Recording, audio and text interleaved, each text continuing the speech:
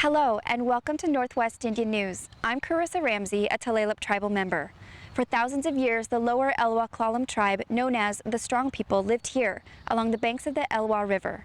Their culture closely tied to the salmon and their lives reflected in the river's waters. Until the early 1900s, 400,000 salmon returned each year to the Elwha River to spawn, but today that number has fallen to less than 4,000.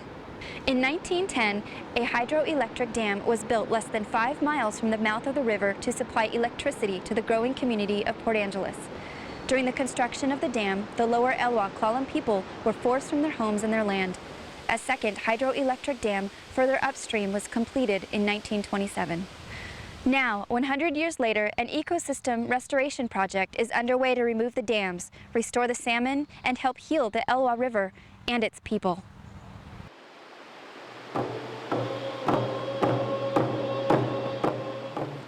There's a lot of heartache there.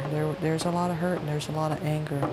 I do have to say we have one of our elders very respected in the communities, not only Elwha but the surrounding communities. She's going to be 100. And she has a lot of stories, but again, when we talk about stories, not only with her but with some of the others, they're very hurtful. They're very angry. But they really praise today, and they had wished in their lifetime that they would see those dams be removed. Partners in the restoration process gathered to break ground for the tribe's new fish hatchery, one of the many steps along the path to restoration. It's a dream comes true, in a lifetime. And we're not here very long. We're just kind of passing through, and our time is very important, what we do, all of us together. The major goal for this tribe is to be able to see those 5 different species of salmon, plus other fish in the Elwha River. That's the goal, that's the objective. That's the treaty right of this tribe that hasn't been there for many, many, many years. Along with the natural fish and habitat here, it's the Lower Elwha that have probably felt some of the biggest impacts over the 70 years in terms of the diminishment of their way of life. But even in the face of that diminishment, the Elwha have continued to make the necessary sacrifices, even today, by limiting fishing and other factors to maintain that precious native stock.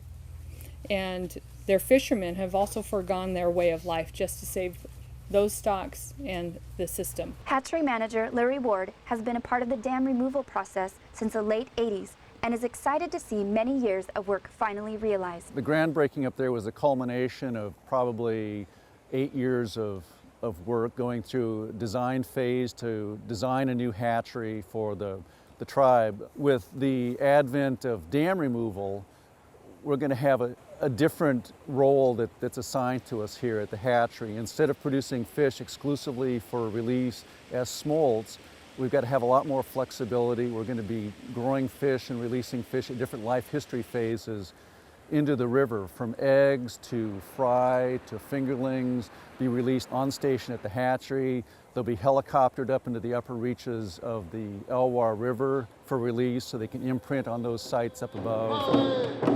Once these dams come out, there's a 99.9999999% chance it's going to be very successful, because the headwaters of the Elwha are in Olympic National Park, which is designated wilderness. It's not subjected to urban growth. There's no pollution source that is threatening the river. It's a very pristine environment that these fish are coming back into. So that makes it a very pure project from that standpoint. This will be the biggest dam demolition project in the history of the country. This is nothing comparable. $54 million of stimulus money went into this project, which is why we can accelerate it and start and get it done by 2014. But this will be a world-class ecosystem restoration achievement. We're happy. We're really at glory right now with the groundbreaking event. I really have to praise all of the previous councils, even before there was a council formed, of how these footpaths had been moved forth for us to follow. That was so important to our tribal community to see these natural runs come back for the future generations, and we are getting close to that now. And it's very heartwarming to see the tribe get some direct support and benefit for their long battle to restore this river, and this hatchery is going to be a key piece of that river restoration. I'm really happy because I was raised right by the river, and there was a lot of adventures that us children had. And so I'm so happy that we have traveled this far. I just wish my grandparents or my ancestors would have seen what's happening today. I know they would be really happy to see things the way they are going. For more information, visit the Elwha Watershed Information Resource website. There are many phases to the dam removal process and the Elwha River Ecosystem Restoration Project. The new hatchery is just the beginning of the recovery process.